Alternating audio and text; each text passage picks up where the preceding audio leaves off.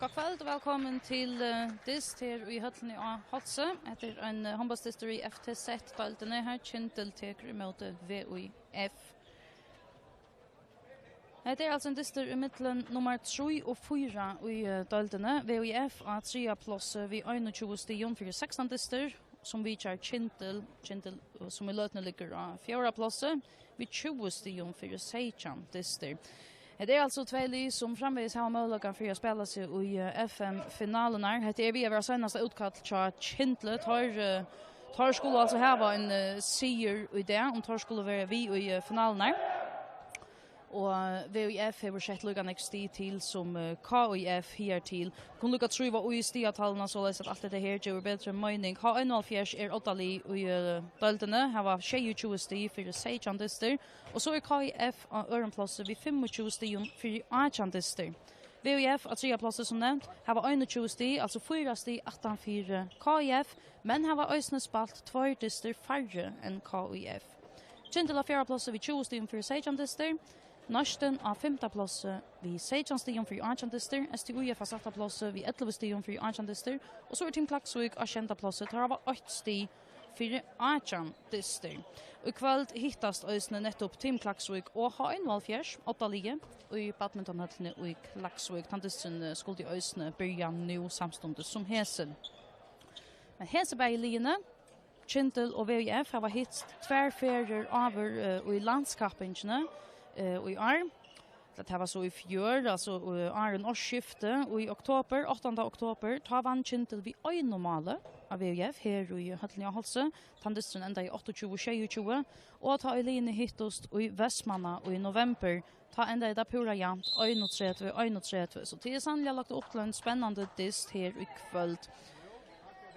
Så här var domarna, Herre Petersen och Daniel Samuelsen sätter dysten igång och vi kunde tro i liene ösne nu i första avlopp någon tja Kyndil här.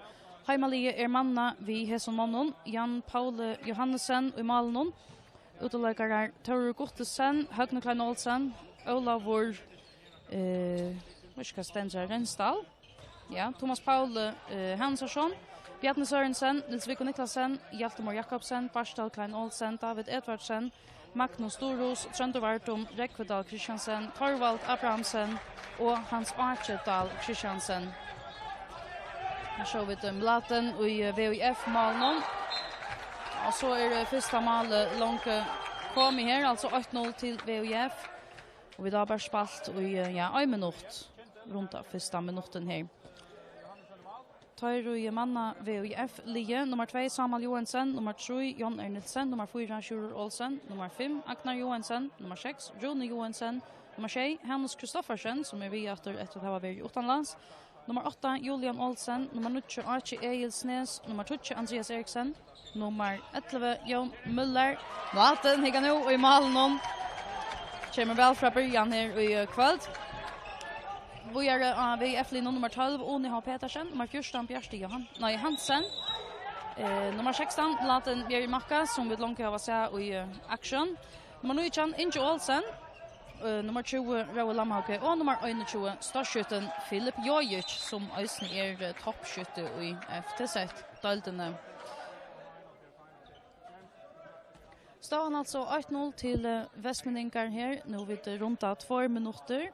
Här i början av dysten till så läs att en kvinnodyster blev ösne spaltor Arden hentan här dysten. Kvinnorna tja Kyndil och VIF spaltot han dysten. Han ända i 25-22 sikre till Kyndil. Archie Eilsnes här. Och ja, väl om man fyller tja honom är annars en av de lögarna som vi väl kunna hålla eja vid. Flera få några mål i för en dysten. Thomas Paul till Hjalta här. Inte räkva.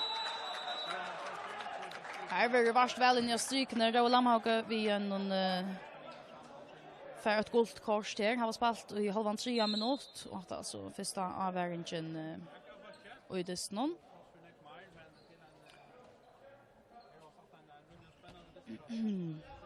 Kyndilsli här vid Barstal och Vansjonon. David och Batsjonon. Hjalte mitt för Thomas Paul. Så Høgne Klein Olsen av vinstra vantje, och så Rekvedal Kristiansen, ja, strykne Hjalti her til Høgne.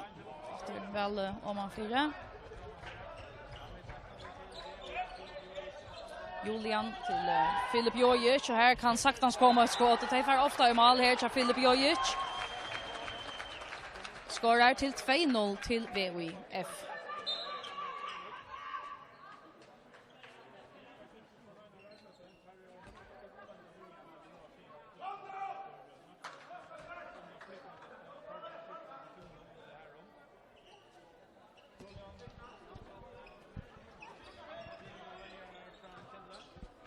David här. Barstal i övergång där. Så jag kan kämpa sur Toy, Thomas Paula. VF-vägen ligger högt uppe av David och Hjalta. Thomas Pauli här, ett fläckskott som kommer till benen i amlaten. 2-8 till VUF. Här en annan för Filip Jojic med sig för blocken kom väl upp och så en go elevering fram till Barstal. Kan han jauna för Kyndil, där gör han här 2-2. Har spelat i 4 minuter. Så Barstal Klein Olsen som jaunar här för Kyndil. Stövan 2-2.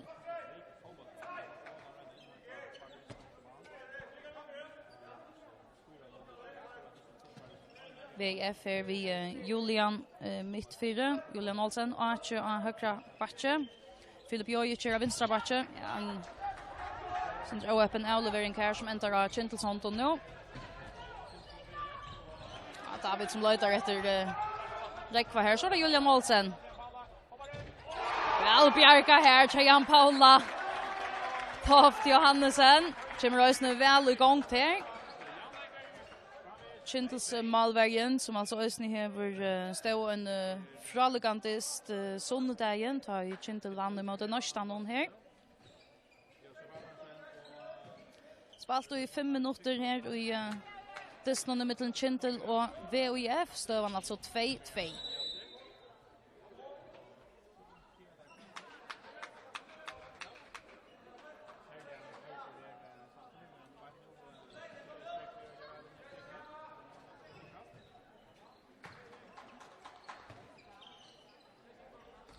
Barstal efter i övergång David som rör sig här själv vid en skott men Blatten är som kattar ner efter halsen skott nu. Det är sannolikt en dyster här malvärjarna kunde få kolossal antutning så jag vet Filip Jojic som lägger VUIF framom matter så står han 3-2 till gästerna. Det är ja som sagt en dyster hinne dyster i landskappingen i mitten här spellinjen är och har varit rättliga jauner. Så ända är jämnt så att Anna och Linnon kanske är färre längst fram och Jonsson dysten här där Joe Lamhauke han fick ett golfkast i Janne och nu blev det alltså till utvisning. Korter ut i 2 minuter och tar över Ösne Kyndil ett brottskast. Hjaltemor Jakobsen här möjliga för att jauna till 3-3 för han gör det här. Det gör han tryckt. 6 minuter för nu står han 3-3. Jag tror att detta är lagt upp till att det kan bli en rättliga jauner och tatter intenser dyster men så få malvärjar ofta stor antutning. Sjön det västra östern på så väl vägarna standa men malvärjar får ofta öliga stora antutning och här var Bergelin starkare malvärjar alltså Berg Jan Paul och omlaten här var vurst flott avrik för i år. VF här i minnelota nu tror jag Joe Lamhauke är utvurster tar spela så 8 malvärjar och i lötne spelar vi tom målet. Julian tar finna Jan väl han var kommit i en övergång här allt igen men väl stäger här till Jan Paula så högt ni hinner ända någon som lägger Kyndil framom 4-3 Högne Klein Olsen skorar till 4-3 vi har spelat i 6 minuter.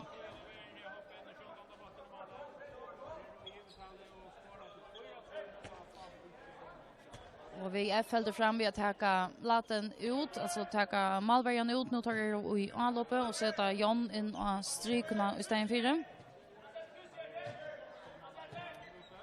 Här kommer rundgång till. Så är det Filip Jojic. Ja, han är rattelig. Jag tycker att det är en kanon som VF det ska upp i Filip Jojic. Jaunar 4, VF 4-4.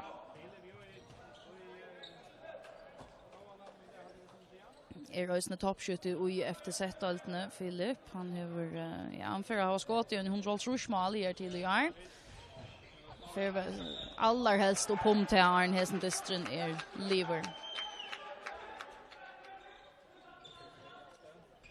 Så det bäst få sekunder efter så vi F-lige fullmanna efter. Det händer här och Lamma kommer in efter.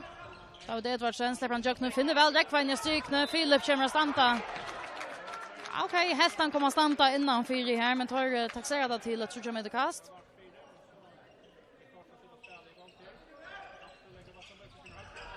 Hökne och väl fänka här till Julian Olsen kan färra när till Schurder som för pura shoulder Atlant vägen och lägger VOF framom efter står nu 5-4 till VOF. Så rönnar då gör kött av hinvägen Kyndilsmän. Därför nog inte det mest. Jag väljer så att slå bollen i hörna och helt rönna få ett etablera allopspel och bara köra här. Det var sånt här som vi såg etnast väl till Kyndil. Söndagen att spela mot Norrstaden. Här vi tar så vi Vittar att han och jag Thomas Paulus som nämnde att ha att det här är också till vid att man runt att spela allopen i ut och så brukar ta tojen att teker i allopen på att skapa goda målmöjligheter och ta alltså urslit söndagen och spänningen som tar oss få ta urslit nu ut det här att nästa öllon för dem väl 5-5 nu har spelat i 90 minuter. Archer som skjuter Martla med point Jan Paula.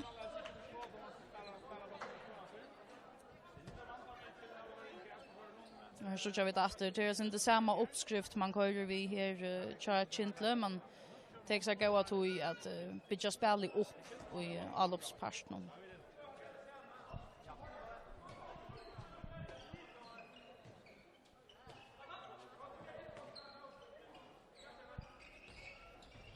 Så Barstal i övergång tar det som säger för kväll. Thomas Pauli här, vi har någon rennskåte. Låt den värchen in i VF-malen.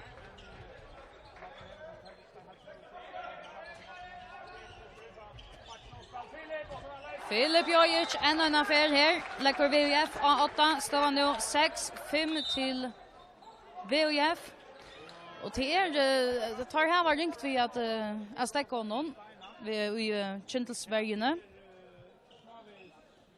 Har ju en rop ut av bunchen och chatta i mun hade Andreas som var uppe här att ropa av sina män att få att Jerry och Schwede vi lucka Filip Jojic ner och det är ju så för man inte lucka en sån stor skjuta lucka av för att de skott någon bluta utsalja tungt det här kunde kött komma in i 8-12 mål på en sån dist och långt väl avvis Filip Jojic och skådde flera mål här till ukfullt har spalt i 2,5 minut står han 6-5 till VF här mot Kyndil.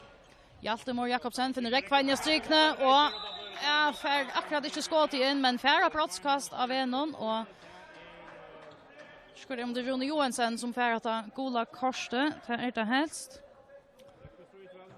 Och så alltså att det är Hjaltemor Jakobsen vi är någon brottskast här och Janne sätter han att skikt ner i högra hot. Nyaste målen. Ja, för han i rum nu om att den är nervig att det var skott i här men ta bollen snurrar sig om och här vi alltså Jan Lager 6-6. Här Filip efter men hesa för Jan Paul klarar i målen. Hans Arche Dahl Christiansen ut och in kommer Hjaltemor Jakobsen tar av kors i hesa utskiftningen och löter Kyndil här hans Arche kommer in i varje parten och Hjalte kommer in i allopsparten. Hjaltemor Jakobsen här spelstörande. Han är den mest skorande Kyndilslökaren här till i år. Det var ja, nu skott jag nu kan hon tror 14-15 mål här till i år.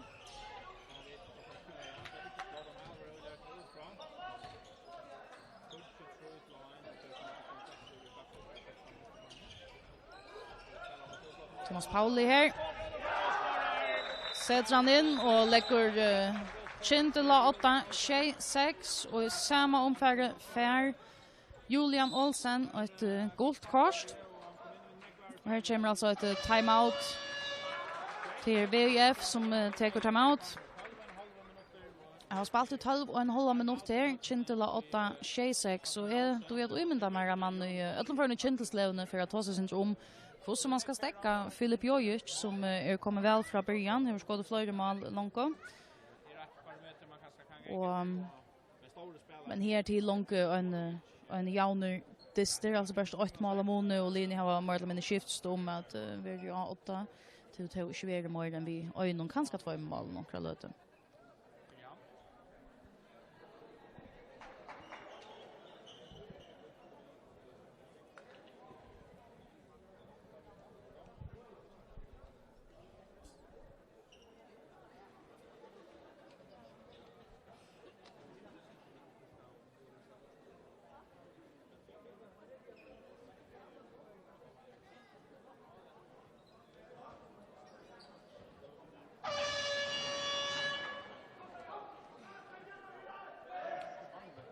Så försökte vara klart att ta spel i uppåt här efter timeout.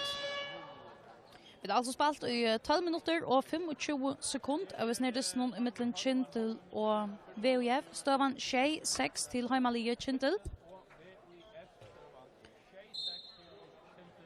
Och som nämnt i början så är det här alltså en avgörande dyster särliga för Kyndilsmän. Alltså om tar skulle göra sig vänner om att komma i FN-finalerna så skulle alltså vinna här mot VF i det. VF är bättre ställa tar att 3 plats och fyraste i 18 för KF och öronplats väl att matcha men här var alltså en spalt för det färre. Här för Rune Johansson spacerande med alla minne Jöknen Kyndilsvägarna och jaunar för VF stövan så Shay har spalt ut 13 minuter. Thomas Paule Ösne Atlanvägen. Så står han 8-6 till Kyndil.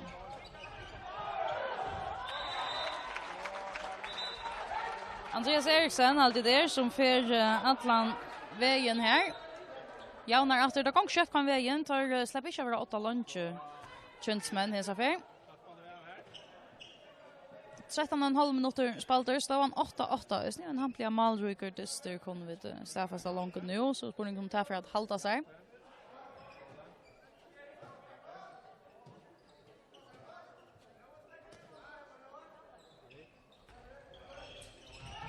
Så, vet som tar detta om bölja kornören att kategorera här, men i alla fall ända där vi att Thomas Paule sätter bollen i mål för Kyndil lägger tar fram om matter, så står han 9-8.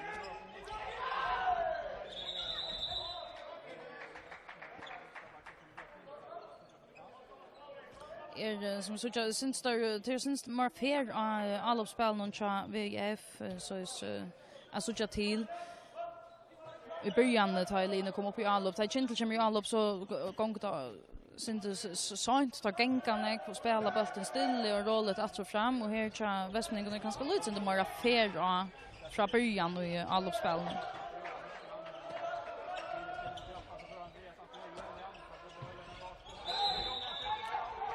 Julian som alltså vi tar dömt emot honom här. Och räckve pura fröjen jag sykna men till Barsta lösning av Vanch nu sätter han nästan fräckt i mål här.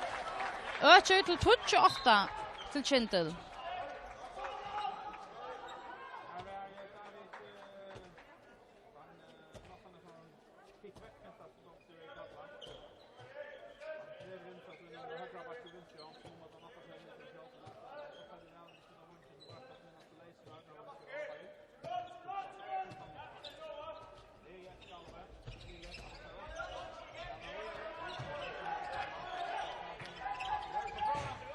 Filip Jojic vi någon underhandsskott som för sin där vi syna av Malnon här. Så det han skorar nek men han tar alltså ösnen av nek från mövlökarna han skjuter alltså ösnen nek Filip. Så är det 15,5 minuter spalter. Står han alltså 28 till Kyndil här. Så springer de tar kon och öka att lämna 3 mål slåslet här men inte vi då så här till i det någon till vi svär fler än 2 mål om månaden.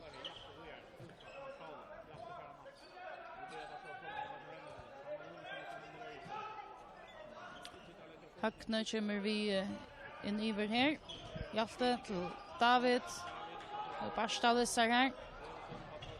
Så ska också hända att domaren nu har armarna loftet här kommer Julian väl ut och för hapsan där bollen släpper där stäv igen. Ja, det gör där.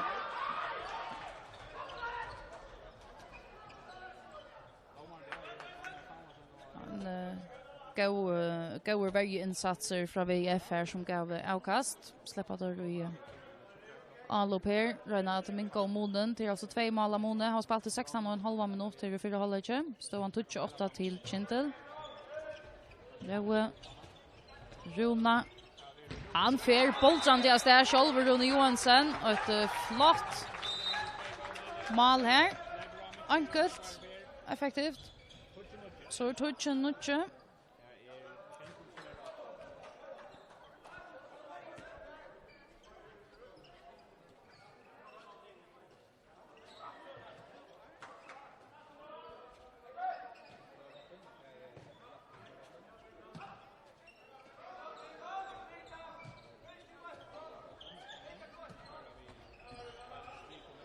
Torvald Abrahamsen som vi så känner stryken i här till Kyndil. Han mäster alltså att spela 4-2 eller vid 2 mot stryken.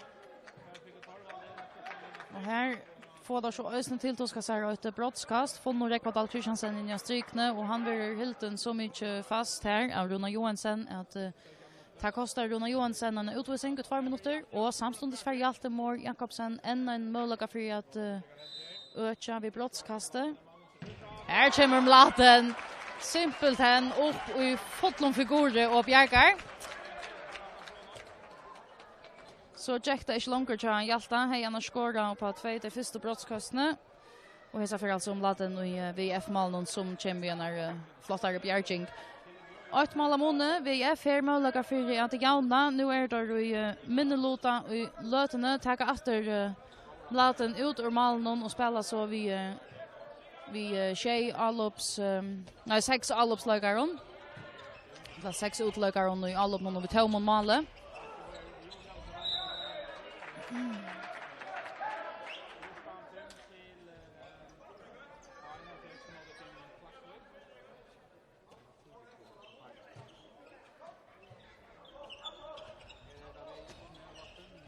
Julian, Philip, Aka. Ja, här kan han, här var gott plats John och Nachi Eilsnes för Jauna för VF så står han touche.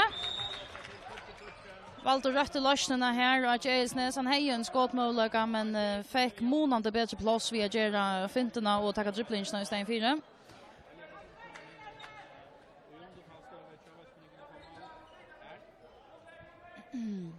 Västmeningar alltså i minnelota och i en halv minut att srätt är en Rune Johansson släpper in efter.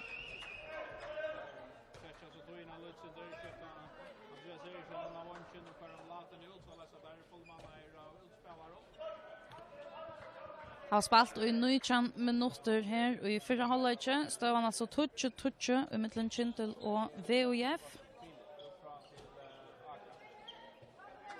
Så vad som ska äta åren nu i mig efter om att det var snäck färre och alla spel någon VF. Kanske inte så vilt akkurat nu. Men tar bidra upp. Philip som spelstyrande i lötne, Aka högra backe och så Julian och vänstra backe. Vart det väl, tar lite flita sig väl i vägen Kyndilsmän i lötne. Julian Olsen vi har någon frekon skott i här. Lägger VF A8 så är 11 touche. Så här fick det alltså vänt. Kyndil var 8 touche 8 och nu är det alltså vänt till att VF är 8 11 touche.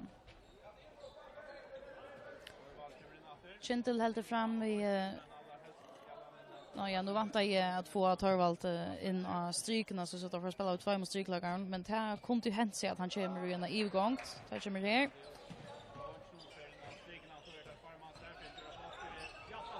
Hjalte Mår Jakobsen. Det visar lika väl att köra vid ivgången så att det kommer en screening in i A3. Det gör plats till Hjalte. Här är röntgen för att tackla han tar upptäckningen i strykene. Så nu är alltså jämnt efter 11-11, en pura jauner och öppen dyster vi det vittne till här. Har spalt i knappar 21 minuter. Här efter ett skott från Filip alltid där och Jan Paul Verchen i Kyndilsmalen.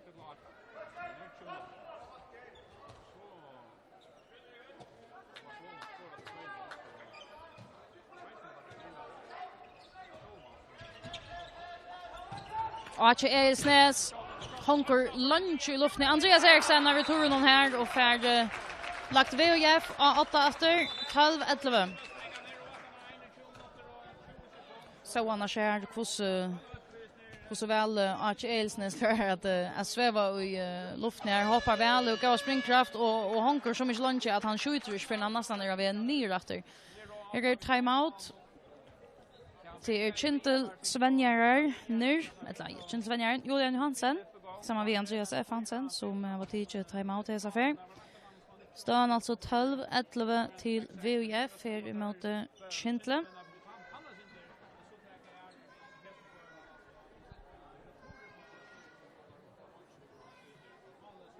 Näka och fallt här i høllini och Hálsi i kväll. Kyndils sojan, vad som kan kalla det här till vänstra. Härifrån som från mynten om man kan säga det så läs. Nästan fullt sett. Det är inte helt det passar väl för Oscar in till share vid det men här är fitta fallt som ett upp. Och en hampelig mångt av västmenningen som kommer att stola VUF till så läsa kvinnorna. Tja VUF ösne har vi här i höllini. I kväll. Här var det för någon tapp emot Kyndil. Kyndil vann kvinnodysten 25-22. Så klart att jag spela i uppåter här. Han var spalt i 21,5 minut. Och VUF alltså 8-12-11.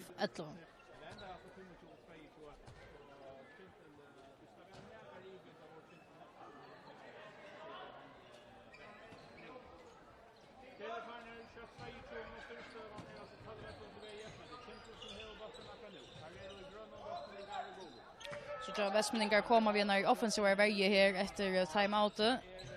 Filcha, Thomas Paula, David och Hjalta till Marlin till tar skjutarna som något som är.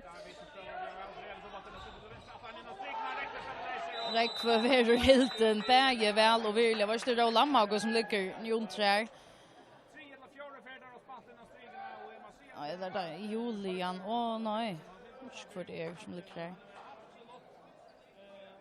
Men det var nog ett brottskast här. Och det var Hjaltamar Jakobsen som släpper hålla fram att skjuta. Det var Archie Eilsnes som la ett dra här. Och för alltså Östjärna utvisning helt rymmar fast om Kyndilsläggaren här. Brottskast. Hjaltamar Jakobsen. Han har skottet 3 här till kväll. Bränt 8. Skora i 2:e och så senast Bjerga i Laten. Så jag kan ända vi nu. Efter oss vill jag trycker Hjalte Mor Jakobsen jaunar för Kyndil. Så är stövan 12-12. Knapper 8 minuter efter att spela här i 4 halvlek.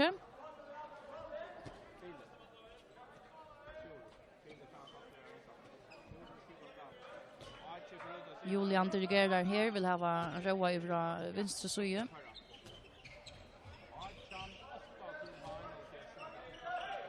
Ja, så den att det kanske synd 4 check för en öron här.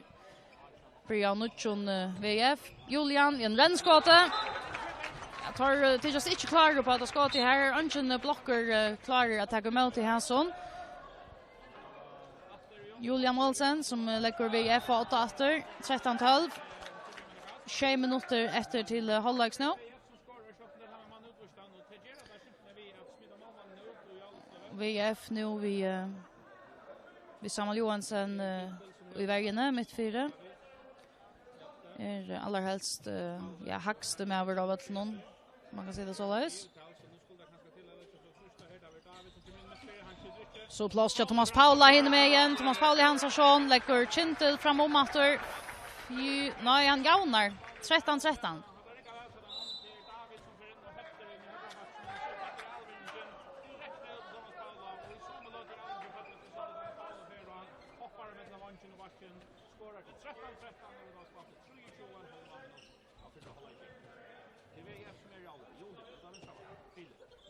15 sekunder så VF efter fullmanna och tar mester rent praktiskt och lötning att ta släppa malvärjen innan att de spelar 8 malvärja här och Lamhauke lägger VF fram att 14-13.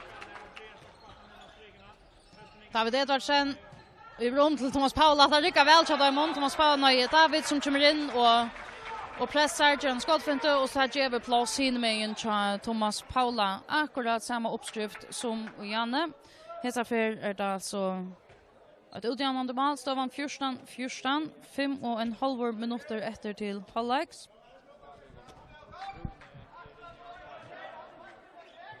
Så VF efter fullmanna ösne. Så plats ut jag vanns någon här Jan Paule. Kom på plats i mål någon ösne var det skjuter att placera sig.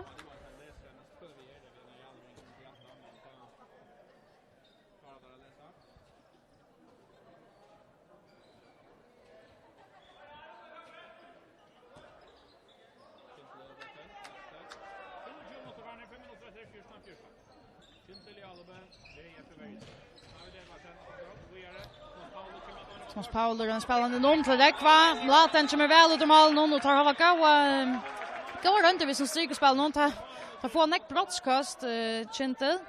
Måste flytta för att han täcker innanför att lagt det är helt inte att han ser utklassande innanför. En för Hjaltemor Jakobsen. Det får vara 5:e för att han skjuter brottskast. Skorar efter det 15-14.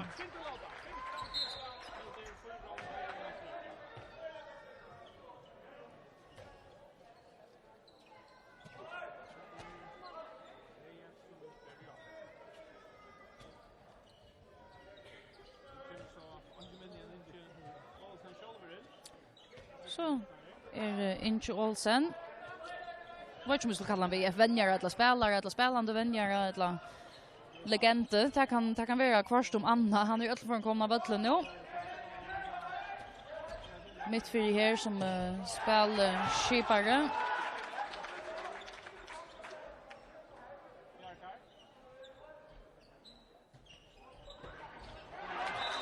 Kemran Boltsan det Jöknen vad det han sa att som slätt över hur klarar på att här att Elsnes point och Jöknen och Jaunar för VF 15-15 3,5 minuter efter så halvlek i hästen dessnon och linjen har alltså fyllt alla vägen Jöknen för halvlek.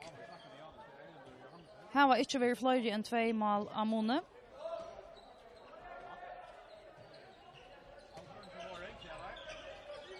Nu så gör det att som har ettnas så väl tja Kyndil till dömstad att David kommer in och lägger ett press och så spelar han i rum till hina skyttarna. Tappar ytla till nu tar det över Varter så offensivt som nu tar välja jag tror har vi har kallat det. Det ligger ju för en öliga högt av David Hjalta och Thomas Paula och tar ju plats till hina till dömes här till Högna Klein Olsen som lägger Kyndil 8 efter 16-15 nu. 2,5 minuter efter till halvlek.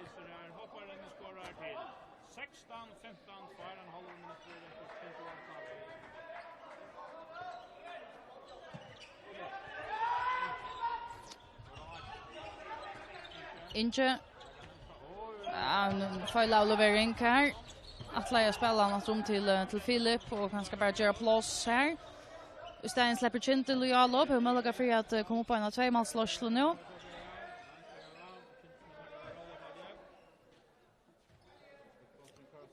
För att och gärna 5-8 varje nu VF.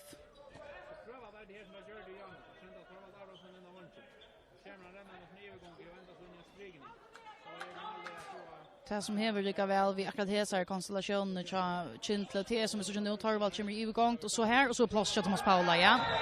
Hesa för ja Röna då är vara klar proaktiv och ställa sig fyra in i strykne att Elsnes har nog attla att träcka en allopsfoil här. Men spurningen tar tinkast här domarna Daniel och Herre om hur sig harstar alla adressa haft. Det var Andreas Eriksen som vi kortar ut i 2 minuter. Och en broadcast där vi har säga till Hjaltamor Jakobsen, alltså till Kyndil, men till Hjalte, han är den enaste som har tagit broadcasten till dem. Han har bränt ut, skåra ett hine.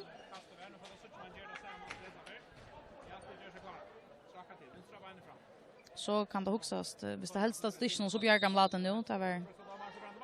Nej, här så för efter Hjaltamor Jakobsen så är alltså 2 mål ammoniater, 16-15.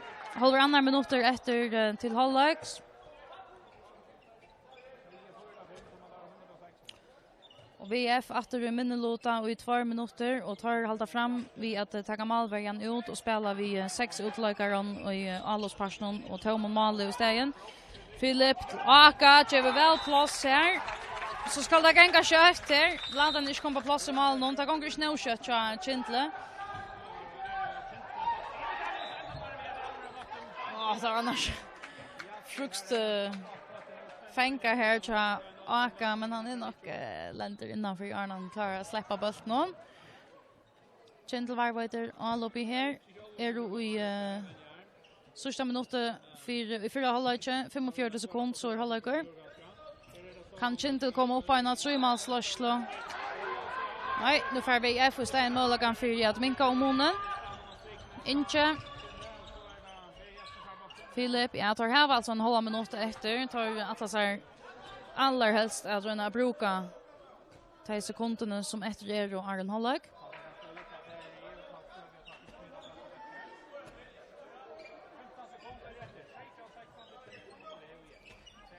Kyndil, nej, inte för Sjölver. Ja, nu ska Ferra kan man säga. 5 sekunder så halvleker. Inte Olsen. Sådan, Inge Olsen. Veteraneren teker simpelthen och plaffar bulten upp i målhållene. Och jaunar 4 VIF här, point 4 halvlek. Stövan här i halvlek någon Seichan. En jaunar 4 halvleker vi har varit vittne till och det är lagt upp till en inte minne spännande 17 halvlek. Vi gleder oss att följa gången i hessen dysten. Vi vill återta vid 17 halvlek om en löte. Alltså halvleker i dysten mellan Kyndil och VF. Halvlekstövan Seichan.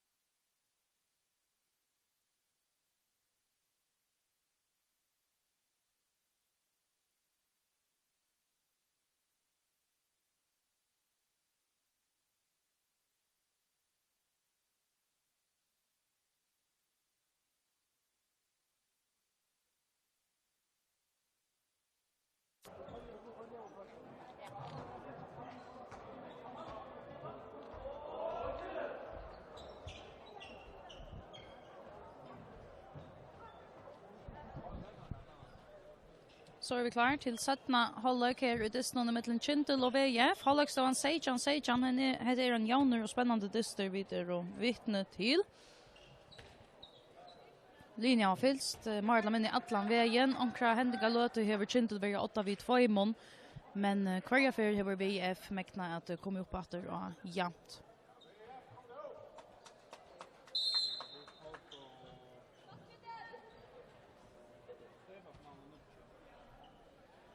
Här alltså VF och i första allopplån här i sättna halvlek.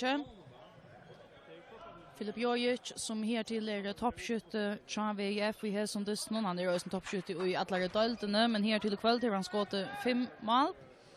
Hinner målskyttarna från Västmanland alltså Archie Eilsnes vid 3 målen och så Andreas Eriksen, Run Johansson och Julian Olsen alla skott 2 past och så Schurer Olsen skott 8 mål.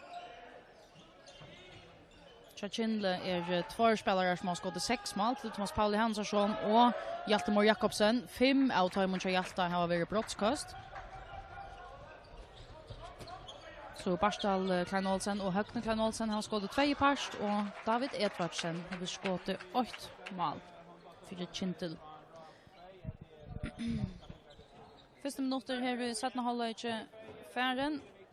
Stan alltså framvis Sejan och det är akkurat lika jämnt som tar papuren var lagt upp till. Det är ju så att Hese Berlin har spalt tvärfyr sina mitten och i landskappingen här till år. Och den förra desten vann Kyndil vid Øynomale.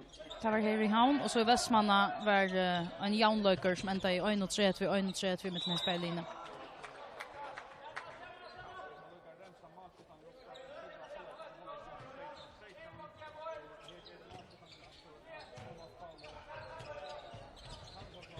Hjalte om att släppa atlan vägen. Julian Filcher och någon ösne väl. Fast in linjerna. Barstal i utgång. Det var gott plats in i tjaunen in till Samuel Johansson kom och packade han in. Samman vid Aka Eilsnes.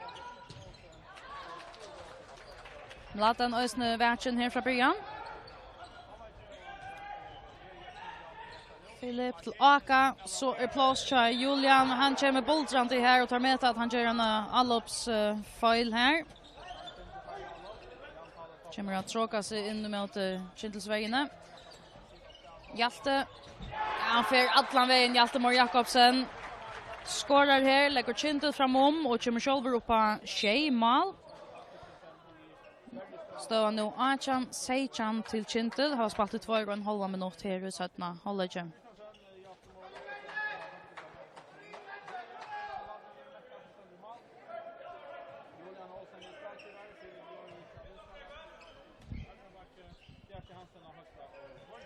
Julian Aka. Fantastisk skott här Archie Eilsnes. Jaunar för Västmanningar. Achan.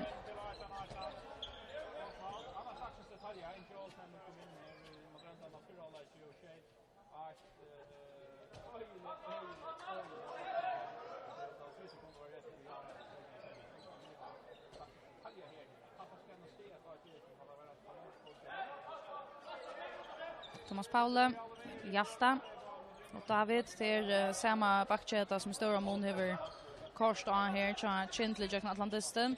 Tar lite också högt bei Julian och Schurer Olsen och skjuter någon till Kyndil. En ett broadcast har öle ringt för att hålla stryk någon på plats. Tar in i VF-vägarna. Hjaltemor Jakobsen är känt för kväll att han skjuter broadcast. Det var satt för allt i orsaka. Skåra 5 av dem om laden bjärka ögonen. Sitter att ut tryckt i nätet någon Hjaltemor Jakobsen. Det är mål nummer 8. Så honom i kväll. 6 av dem alltså på broadcast. Stava nu Achan till Kyndil. Har spalt i går 4 minuter här i sättna halvlek. Och så just ju kvätt han akkurat dömer för det här men i alla fall en bruksladare för 3 meter kastet till VF.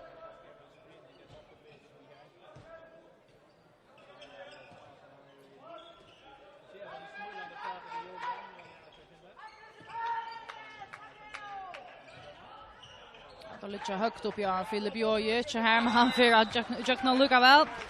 Filip Jojic jämnar för VOF. Står nu Nuichan. Aj. Hjaltemor Jakobsen så ut till att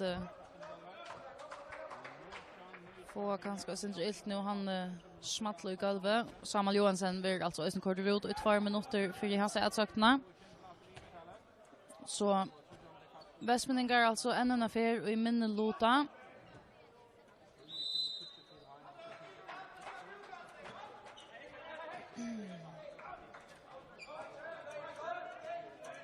Där ger allt andra lukar Kyndil mera plats att spela på i all upp någon. David här gott plats ut av vänstern till Barstal och här jag tror de inte mål nu. Mål här vill ju inte vi chant och watching det var nog inte där i utdrag men det var en filescreening eller vad det var. 5,5 minuter spalt det här så att hålla just av Nuichan i mitten Kyndil och VOF.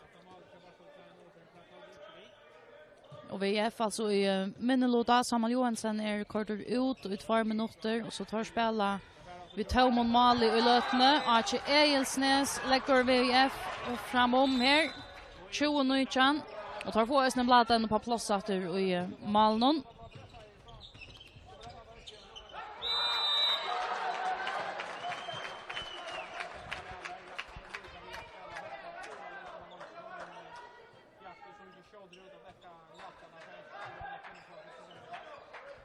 David Edvardsen, Thomas Paula har haft han var gått runt över oss när för kväll att David kommer in i en press här och så kan man hälsa för spelaren så Barstal. Laten kommer väl ut och bjärkar här. Det som David så just och Janne kväll till han kommer in och pressar en swingback kommer en skottfinte och så spelar han tvärsrum vänstra back till Thomas Paula och som så över gott plats här. Så kommer skottet från honom. Hälsa för alltså efter Laten mer i Macka och i VF Malnon som här till att spalt väl i kväll. VF och 8 vi Öjnon stövan alltså 20 Nuichan och nu har de som möjlighet för att öka till en 2-målsslåssle och om inte för ska så häver VF inte vara framför vi mer än 1 mål här till kväll. Tar för när det har varit 2 mål mån i mittenlinjen här till Dyston så det var Kyndil som är framför. Här kommer VF framom. Filip Jojic till 21 Nuichan. Kända mål till Filip Jojic i kväll. Och Västmeningar efter fullmanna här.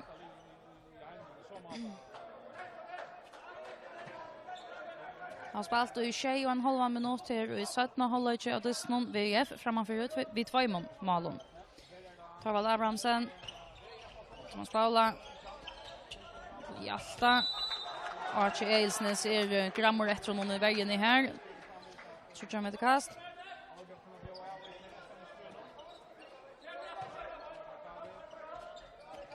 Så högt nu i övergång så som man nu två strykerspelare.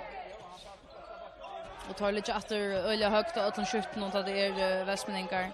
Så plåster Thomas Paula och Bastron i mittenbein av Laten och uppant i Male Thomas Paula Hansson. Här plåster Bjärsta Hansen tja VOF. Och i samma omfärd för högnöna utvisning för kortar ut och i 2 minuter. Stan 21-20 till VOF. Och Kyndil nu en med vår färre av Vatlenon. Och här blir Kyndil alltså ösning om timeout. Och då spalt i 8 minuter och 12 sekund av 17,5 tjänst. Och han alltså 22-20 till VOF.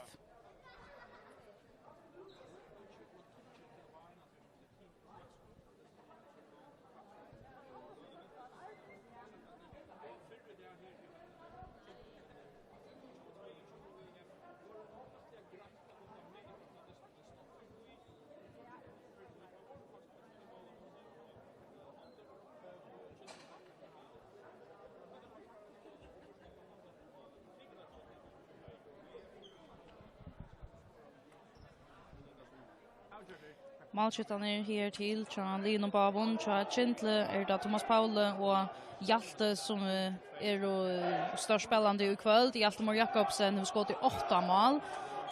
Med en person av dem och brottskast som han har omsett till mål. Och Thomas Paule, Hansson Johansson, han har skott i 6 mål här till i kväll. Högne Klein Olsen 2, Barstal Klein Olsen 2 och David Edvardsen 8. Tja Vestmeningon till Filip Jojic som gånger 8 som är innanför. Han har skott 6 mål här till kväll. Och Aje Eilsnes 5. Och så det flera spelare som har skott 2 och 8 mål i parst.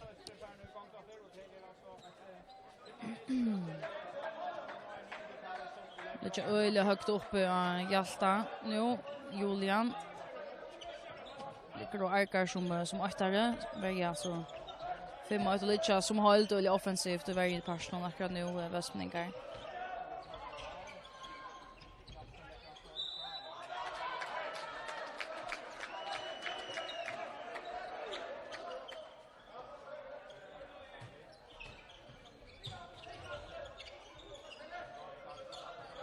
Dalmarner har armen loftet vill jag ha också att hämta nu. David Edvardsen kan för att lämna själv lite efter allt det här i det.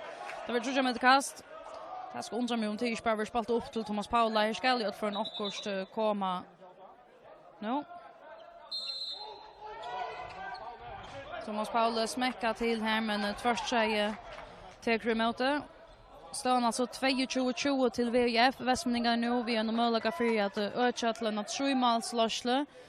Vi har äntligen gått att söka Anna Liver framför vid Simon här i distan i kväll. Det har vi svårt fler än 2 mål Amone. Spårningen om det ska vara nu. Ache. Filip Bant och i blocken här. David sänder väl så kan Kyndil svära efter. Ache Eilsnes. Ja, till om han grappar ut efter armen och tja Barstal. Men det var 2 minuter som han fär här. Det sa ut. Han får efter bollen någon att lägga att dribbla bollen undan honom. Det ser så ekvisligt ut så spelar detta på andra matan i just om det var halt så ekvisligt som tar sig ut till att falla någon här.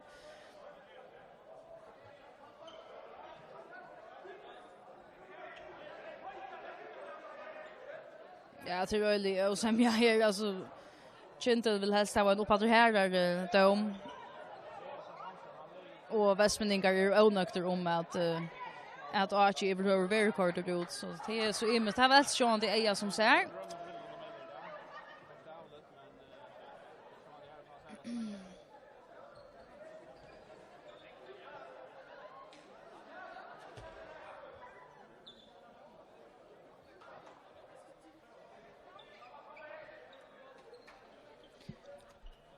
Ja, kan göra vi tar vi boja efter någon brottskast som ska täckas. Nu är det skrasset upp i talven att Aje Eilsnes ska vara ute i 2 minuter så är Line Luka väl manna i. Högne Klein Olsen är utvurstor till Kyndil så bär Line mangla en spelare. Men om knappan halva minut ver Kyndil sli efter fullmanna. Så jag vet inte att det blå vi är mest om här nu om till Samuel Johansson och Vestmeningar som har allt som blå vi att debattera den här domen. Nu för att vara klar till att brottskasta. Hjalte Mor Jakobsen. Under beinet av laten. Skjuter simpelthen hickar kvärt bein för upp. Och så skjuter han ett standande fot någon. Minkar och månen för Kyndil. Står han nu 22-21 till VF. Han var spalt i 20 minuter här i 17 halvleken. Om 8-6 sekund var Kyndilsli efter fullmanna. Och så var det alltså VF som för att vara i minnelota. Och ha en annan minut att säga att här som Rekvedal Kristiansen in av varje mittfyra. Inche till Julian. Filip kan skjuta ur nästan ötlon vinklon här så för Jan Paul klarar i Kyndilsmalen. Varvade bulten VF. Här var som vera man omgansk onter tar i minnelota Vestmeningar. Vi är så att gärna ha tøyna att gänka som friast och i avloppet. Julian, Filip. Ja, han kommer ha längt ut att tackla här, han sa inte. Vestmeningar varvade bulten. Inte vid en underhandsskott som fer. Ja, på inte fram vid Malmö. Blaten nu kommer upp på plats i VF-malen. Så jag kanske mer att tar här kvar för då vi men låta hade teach malvägen ut i alla spelen alltså spalt vi två målet där vi alla på. Så och jag VF och ta gånger inte kört att få han in efter. Är ett fralukt skott av Manshondbóltsdystur här center Vartum som första målet till honom i kväll. Jaunar för Kyndil så att det pura ja 22. Och nu blir VF alltså fullmanna efter kvar löte. Det är så att målvägen kommer efter målet laten. Spela långt vid 6 utelökar och i allopsparsen här. Röve till Julian inte. Julian efter här. Släpper i ordentligt till skott. Färdigt att skjuta med kast. Inte Olsen. Domarna har armen av loftet. Så Alkor ska skjuta. Det är nog Filip Jojic. Det är det ofta. Läkar stuncherna hos affär. Så kan Kyndil bygga upp invägen.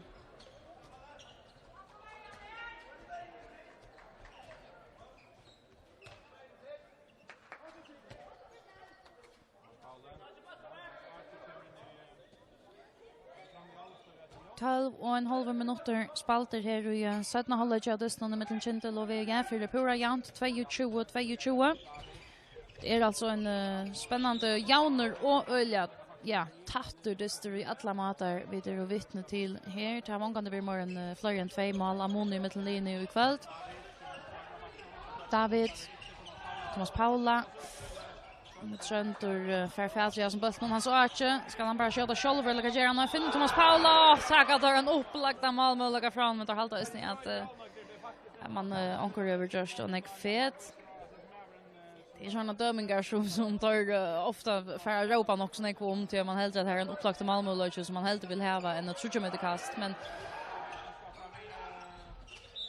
domarna har armen av lofty här. Så spurning ner om till Sverige Hjaltemar Jakobsen som börjar spalta upp nu och så kommer ett skott utifrån.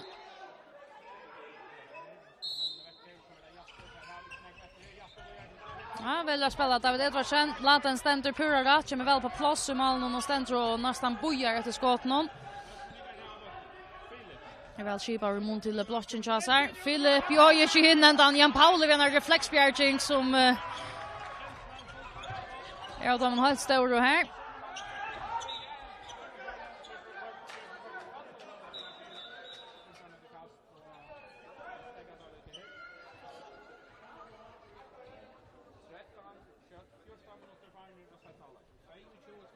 Knapper 14 minuter spalter här i 17 halvlek kommer Högna Klein Olsen in efter Kyndil. Kommer ut av vänstra vankar. Hjalte, David. Tackar sig goda tog att bygga all upp i upp Kyndil. Tackar Högna Atlan vägen in över. Samuel Johansson här först och nog. Jag vet man inte för att vara kort ut i 2 minuter. Det ser ut som att han kommer ett skump i ryggen av Högna Klein Olsen. Så ser det ut för det mer. Jag vet inte om Katlar har sett domarna.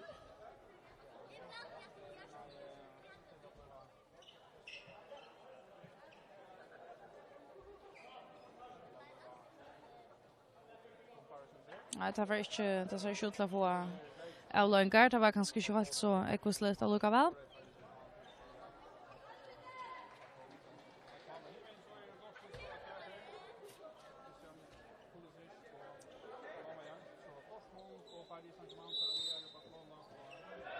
Så spelet till Jopater.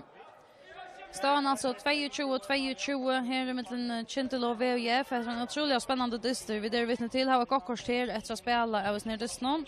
Thomas Paula och gott plats in i stryken i här. Högna Klein Olsen kom nu i gång och han lägger Kyndil framom. 23-20. 3 mål tja Högna här till ikväll.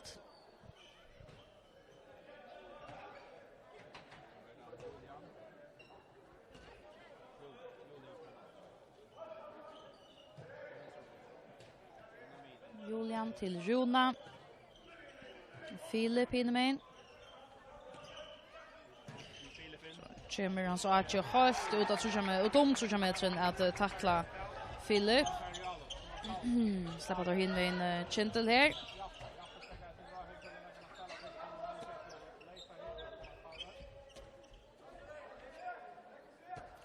Ja, så där. Räkv Dag Kristiansen som rönner att renna sig runt i strykna. Hever Roa Lamma och Västerrösna. Nu blir det inte bara stationärt ja. Hökna, där rönna. Det samma som Janne. Hökna kommer in och strykna och läxa. Spurning om därför ända vi till samma. Där finna plats för någon innanför det här. Sten kan det göra skåplats så David Edvards kände gör det här. Stanchen. Hjälper Mlaten i VF mal någon hans affär. Att det just samlas Kyndil ett nytt anlopp. Så börjar han ta i bollen kommer in till malramna på andra. Knappt 14 minuter efter att spela och till alltså Kyndil som är 8-23-22 har möjlighet för att öka till en tvåmålsslåsslig här så att efter högna komma och i gång komma in och strykna. Är för Filip Jojic Carter ut i 2 minuter och till tar halt att han är sli ut efter jag vet inte rätt David att låta inte vart om eller kvarjon men i alla fall ner att är han sli ut efter omkring av mån. Så VF en affär i min låta i 2 minuter till absolut inte första för kväll. Det var också några utvisningar som man har funnit mån och ha finche till ska köta så vill det säga kanske 5-6 utvisningar.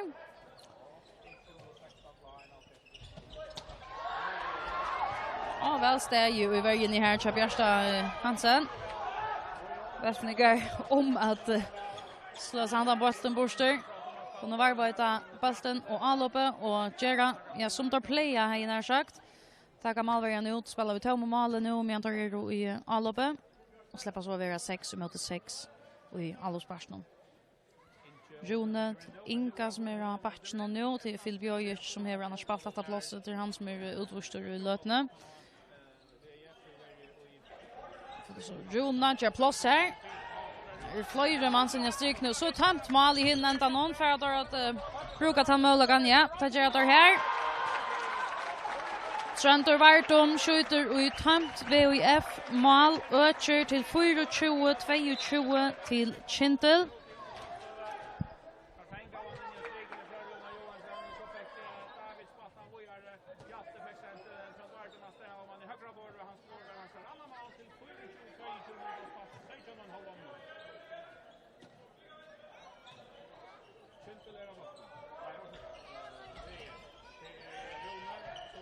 Arche. Han skjuter shoulder. Jan Paul efter till goar reflexbjärgningar vi såg från hans hand ut där. Han ständer pura rätt och bojar och så kommer lappen upp och lukar som bjärgar tar i skottet kommer. Kyndil nu vi möjliga för att lägga sig fram mot 3 mål. Ta kommer kanske här nu. Vladen med Macka. Forar 4 att Kyndil kommer fram mot 3 mål. Kan få möjlighet att Thomas Paule Astanchna efter Trantor Vartum och häsa för pom och tar ösning i uttrack så tar man målkast till VIF. Hatta var annars en gilter möjlighet till Kyndils mannen för att få sig här 3-målslösslorna och till en sån eftertrakta lössla i kväll till Angelino nu mäkna att jag kom fram vid 3 mål här till. Det är alltså västmänningar vid timeout. Tar skulle böta om hessa stövna som skjutas. Det är nu börjar tojen ösning att vara en faktor. Kyndil alltså framför vid 24-22. 2 mål Amone. Ett knappt kvarter efter att spela. Och det är som nämnt flera färger en öliga tutningar Mitchell Seger som Kyndil strämpar efter här. Tar det då i lötning av 4 platser och här var 20 steg för Manshondbóltsdystur. Här var alltså en möjlighet för att få VF och KIF efter. Alltså att ta låt just nu striden om FM-finaleplatserna. Men Men det vi är sista utkall till Kyndil. Det ska vara i kväll till Taimon. Och tja Västmenningon här lutsen mera plats att geva out här och fyra steg utanför KF, men här var alltså ösen spalt för dyster färre. Men vi tvåmon vi är någon osäker där så kommer att på Sejan dyster och han var framvis 21 och så start här där bäst önstist att han inte innatter i mån till KF. Men där här var ösne innan husets dyster mitten till för tulja att börja att göra av kvar chamber i finalerna. Ta annasta som är säkert sitt här att det är en serien för Kyndilsmän öliga tutningar Mitchell om tar skulle vara i FM-strönen. Här Rune Johansson, Poltran Diastea, minkar och munnen för Västmenningar. Står nu 24-23 till Kyndil. Han har spalt i 9 minuter, alltså bara 11 minuter efter att spela över ner distnon. 8 mål av munnen.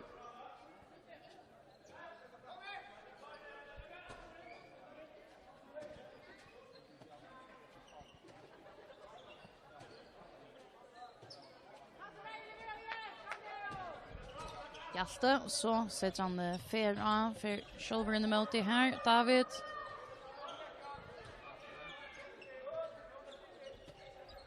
Thomas Paule.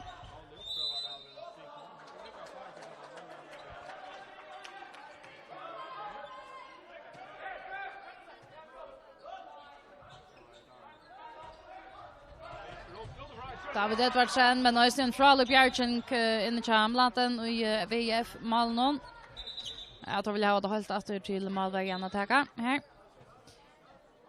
20 minuter efter att spela av distnon här. 8 mål av Mone. Så VF har möjlighet för att jauna nu stående lötene 24-23 till Kyndil.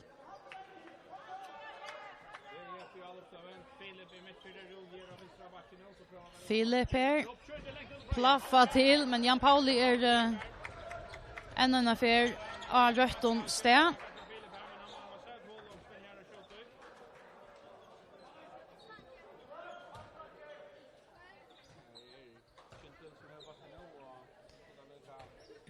Han har att möjlighet för att öka Kyndilsmän här.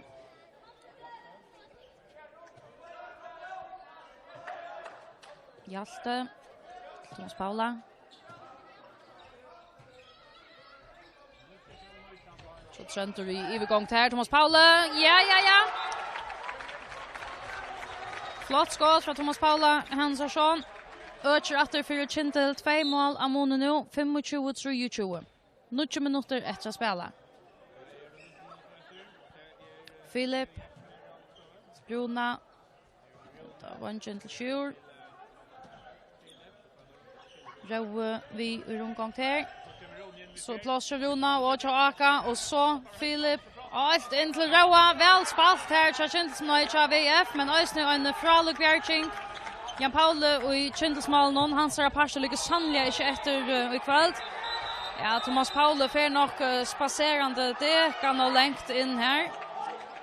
Tar döma uppenbarligen fet emot Thomas Paule alltid, men nu vill jag då chansen att köra Filip Jojic ut i 2 minuter.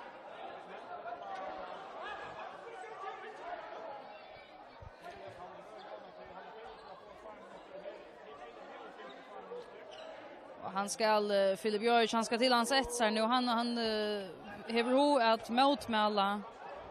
En sån där om någon här öliga onökter. Ja, det där. Tavera lokal VF som varvade bulten till så står de fet emot Thomas Paula. Och tar över VF bulten. Och så var det Filip Jojic alltså ösne kortar ut i 2 minuter. Kvärt till akkurat är 4 till. Det tar ju inte att säga helt säkert. Om det är en liten hänsöka eller om han slår ut efter någon eller kvart det är. Jag vet inte. Och Filip själv ser ut till att vara pura osamter vi tog om någon. Kvart är det inte så släpper VF och i anlopp nu. Här var möjlighet för att minka om månen. Men tar det så mycket ena för och i minnelåta. Och i 2 minuter. Här var spalt vid Helmond mål. En öliga stora parst av sin någon VF. Archie Eilsnes och Jan Pauli en fraluk Bjärching ännu en affär. Här var sam neckvar av här som Bjärching någon akkurat här så Bjärching kan här han ständer och brukar armarna och just ner reflex Bjärching någon.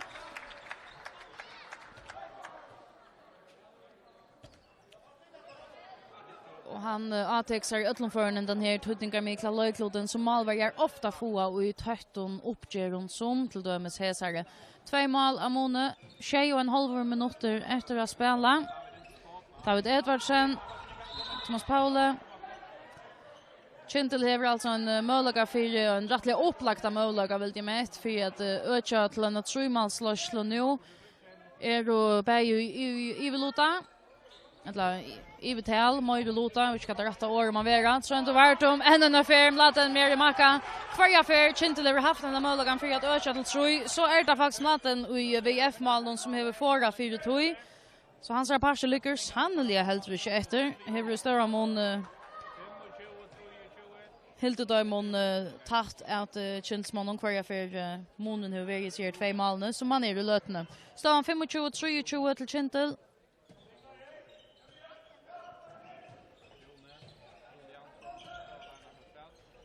Bjärste och övergång Julian och Ferran spacerande i jöknen här Rune Johansson fintar sig i jöknen Kyndilsvägarna och minkar alltså om munnen.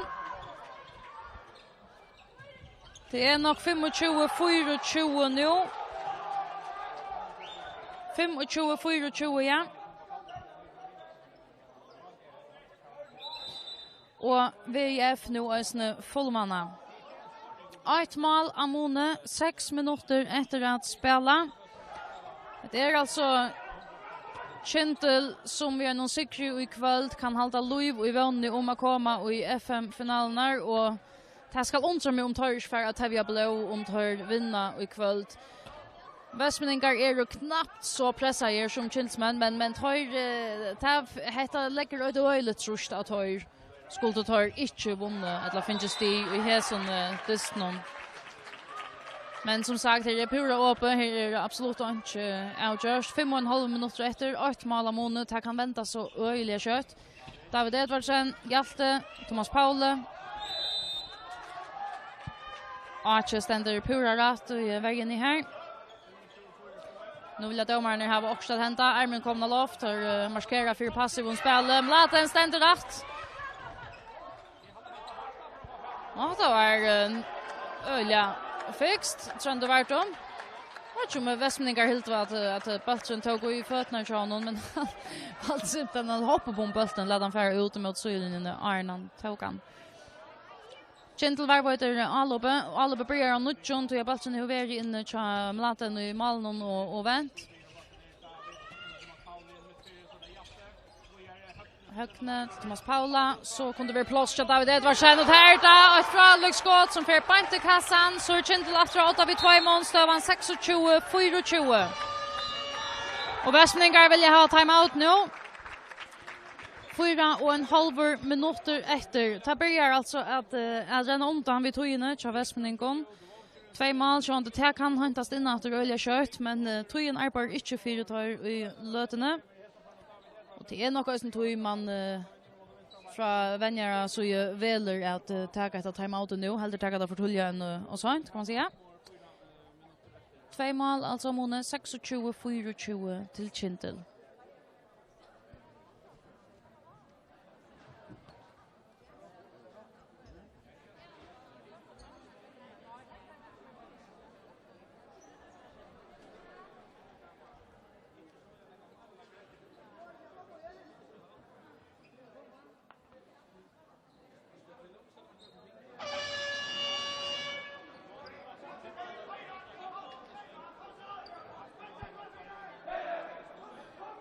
Så för att vara klart att jag kan spela upp att det här 4,5 minuter efter.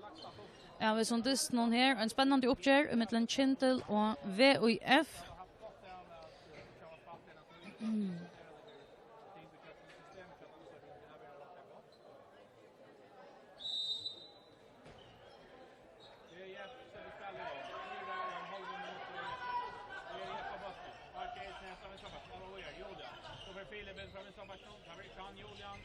Ache här Julian stendur och simpelthen fyra kanonerna av här. Minkar månen för Västmeningar 26-25.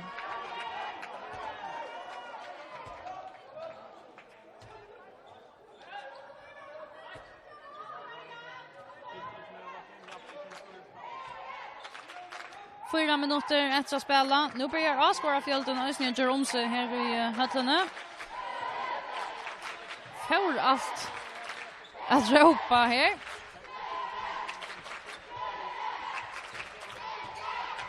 Högne.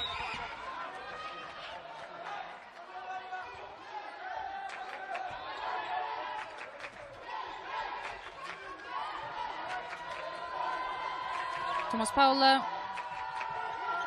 Barstal. Stefan Atlanvägen in. Jag har här which man själv vet jag hur gott plats vart han för bara för själver Barstal men valt så spelar räkva att jag tror med det kast. Så är armen uppe till domaren tror jag också hämta nu. Thomas Paule som letar efter räkva och Stein vart amlaten som tar emot in i Maltöjen och Västmeningen. Så är det alltså möjligt för Jauna här. Och Esnes ska han för Atlanvägen Jackson Shoulder. Julian Stegen. Jag tar vidare morgon etablerar jag allopspel i här till Västmeningen. Filip Jojic blockar en ständer rätt till Kyndil. Det är alltså ett brottskast till VUF. Tar komma ganska inom att stamta. Komma inom Maltöjen. Rocknar vi till han dömer 4 här. Brottskast till VUF. Filip Jojic. Jaunar 4 VUF. Stövar nu 26-26. 2,5 minuter efter att spela. Vi får öva en spännande och kanske inte ösna dramatisk ända och här såna dysten här vi har alltså avskårarna tar eller vaknar nu till jag finns ju vi att det är en rätt spännande dyster.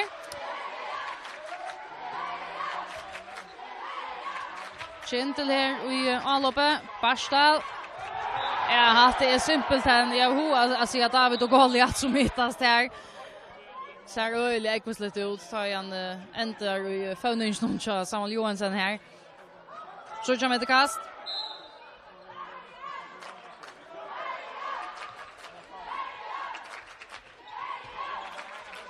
Renater, Barstal, David.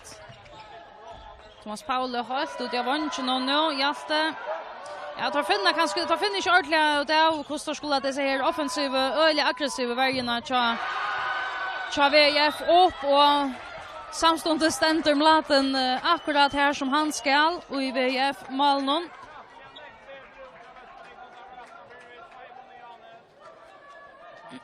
Och Västmeningar nu färra ja, all in mer eller mindre tar Malbergen ut.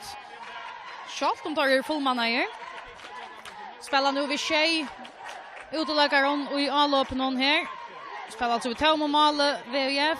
Filip Jojic, bolsande i jöknen. Så tämt Mal i hinnon ända någon. Sucha dit här. Kyndil. Nej, sucha dit här. Nej, det gör det inte.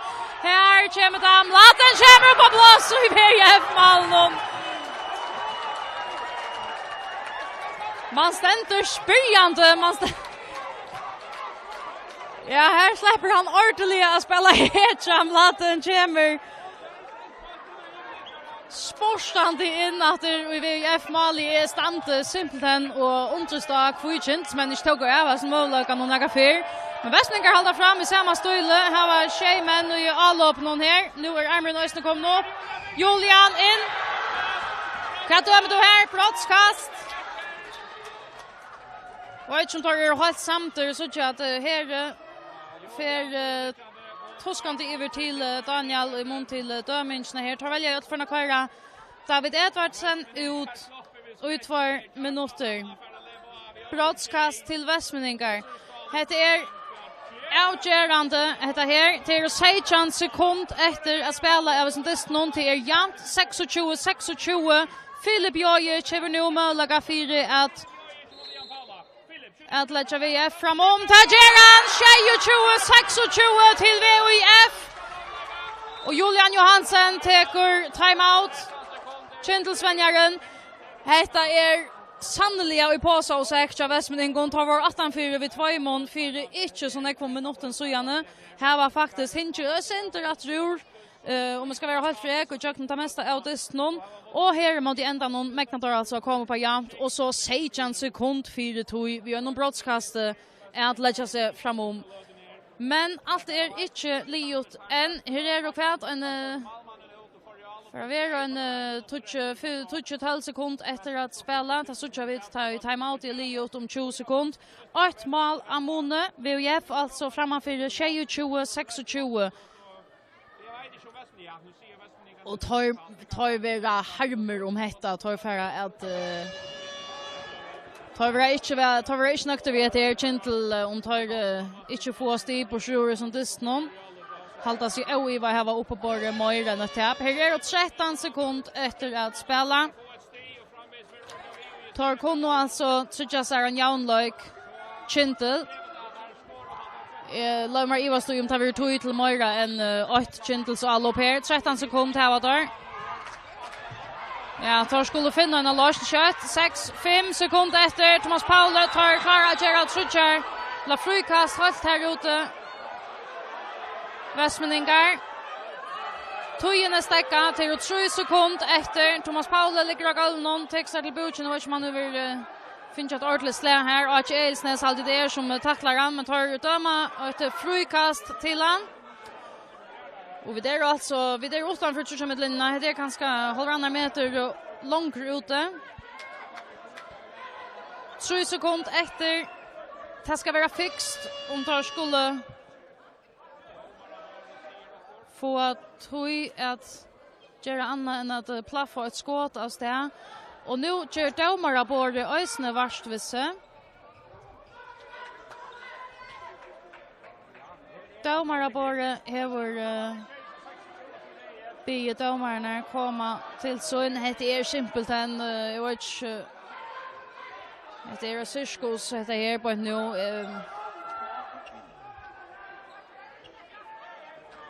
till Charlotte Nagar som vet vad gång 4 i halvtid. Och i alla fall är det 3 sekunder efter att spela. Till det som vi vet. Det är 3 sekunder efter. Stående 22-26 till VF. Kyndil öjer ett frukast. Och så halvtid jag kanske att det är klart. Jag börjar efter det. Hjaltemor Jakobsen, vad förstår jag göra? Spurning ner om taver han som färballen Barstal ständer vi någon. Här är möjliga för spelaren till Rekva och Thomas Paula här är flera möjliga men Tøyen är simpelthen inte tilta. Här för Tøyen och här händer simpelthen allt möjligt. Kyndilsvänjaren Julian Johansen är böjnaven in i vattnet. Det sa ut jag vet inte kvart Kyndil mot i attla här om tar så syns det som tar spalt upp på att få att nu tror jag med det kast eller brottskast eller akurs till att ta George eller några vi bollen. Men spurning det kvartar ända vi att döma. Tøyen är så färdig. Vi är för framför vi ögonen. Spurning tar döma. Kan döma brottskast. Tar döma rätt kast. Till att möjligt här. Det var Julian Johansen som för Anna Gola Korste och kvar så fick hit. Jag må simpelthen vidkänna jag stannar sin spyrjande vi alltså jag var egentligen för att Julian Johansen Kyndilsvänjaren han är så kommit ut här. Han nu finns rätt kort. Och till nog då han kom ju stonande in av vattnet. Här är ett brottskast till Kyndil. Hjaltemor Jakobsen har möjlighet för att skicka Kyndil ett steg här. Kan han skåra och jauna dystren annars lever hetta väder till ultimativt sista som händer här. Det var Samuel Johansen till Västmeningen som fick hit Reja Korste. Så tar Bayer farner ut nu. Allt här är avgröt. Bayer Reja Korste som kom och här mot faktiskt efter att Tøyen var färden. Nu är bäst efter till Hjaltemor Jakobsen att röjna att skåra. Hjaltemor Jakobsen här trycker Kyndilsmannen och ett sera tutningar mycket stig. Det ändrar vi jaunlöjt här. 22 och här är öjlig dramatiker här mot i ändan, men det ändrar alltså vid att Line få ett steg i parst. Västmänningar inte nökter. Kyndilsmän ända vi vara bättre nökter nu som allt spalt i av med i ändan. Tar var och annars A8 tar vi kvärt. Och en 30 minuter var efter var där framför vid 2 mål. Men här vi skulle lukka finna där vända ner och vända upp för gläver för chatter. Därför har vi allt att finna det om man har löte. Och i öllum kunde vi stäfesta Kyndil fär ett steg vi ur här som det snån. Därför vi och Jeff Ösne. Det kommer otroligt väl vi tja Kyndil som vi har som en byter sig fast och i struje om FM-finaloplatserna. Och vi får samröver här nu kvar jag löte för att få Hjalta och Jakobsen vant i ett av Kyndil och så spurningen kvar av Västmänningar men tar tinkast än när jag vet någon vi tar bara avskårar och vi tar spelare och vänner vi tar allt möjligt vi i råchen ut i vet någon än.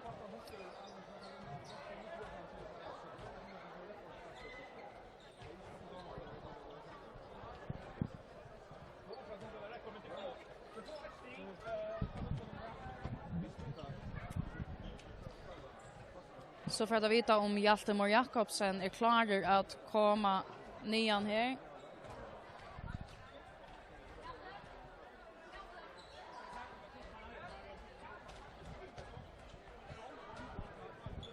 Ja, så fick vi lucka röptan nian här till lockon.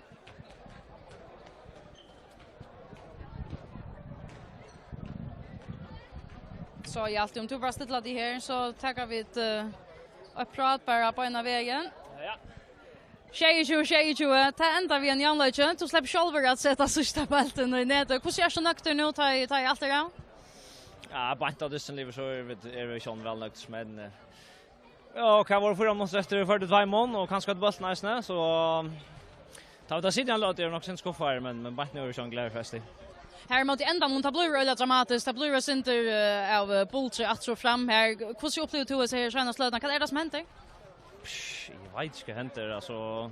Tar glömma några målman in mot ändan någon. Det så där en mot rätter och vi ser skjuta målman akkurat från Ivlacharen och så man tar få mål. Och jag vet inte, men det är Kyndil och reglerna som säger akkurat det som händer nu. Hvis du får ut för tulla ta lite tur rätter så är det så för rekord så. Ja, det är som det gjort. Så tid finkar det tror jag ett frukast och sen så tar vi över 3 sekunder efter ta sig ut till Jordi Jordan Aka på jag till dessa torsdag kommer ut. Jag kan väl du kan gå så ja ta du kan gå se att det är en kalkylerare. Det var man är huxa kanske onkel för att komma ut. Vi onkel Jordan med onkel knäckte Jordan med värma med andra regeln så det kan inte efter av banden kvar där som säger det. Det smarta vi kunde hitta och smarta då räknar. Ja, akkurat. Det var gott så. Ett steg och resonerades någon kvantutning helt här för tyckon i omint mer detta kommer väl vi öppnar för en mån till möjligheterna för att komma i FM-finalen. Ja, det är allt att säga. Det är väl 5 steg upp till VF så tappade och så är vi liot. Nu är det 3 och är alltid 6 upp till VF och ändes minne så det är tungt jag men nu är vi igen. Det är så möjligheten. Tar vi det blå nu alltså vunnit söndag med nästan någon på ett steg här. Ja, vi spelar mot KF söndagen så hvis vi vinner ta så är det hampligt upp igen så vet nej vi får en ett mål. Ja, att vi tog alltid och tack för pratet. Ja, tack själva. Hjalta och Jakobsen som alltså ösnöjdes toppskytte till Kyndil här i kväll. En dystur som alltså ända i 22 och det är således att säkert som är inte alls en skulle komma nian här men han ständer än och tänkas när vi domar på det. Spurningen är om vi färra att få han nian till lockare. Nej, ta gör vi kanske inte. Vi får attacka samrunda vi han till utrotten som kommer i det och vecka och i andra kväll. Detta är det som vi tar för nu för bilds. Vi tar samröver och sammandratt i utrotten i det och vecka i andra kväll. Vi får tacka för okkon, alltså en janlöker och i dessnån mellan Kyndil och VF som ändrar 22. Vi får strömma Mara Hondbólt, ta vi det Det var sunnudagen, ta vi Kyndil her til mot KIF. Vi suttjas ta. Fotografer i kveld Rune Dam og Maria Siskason Nesa.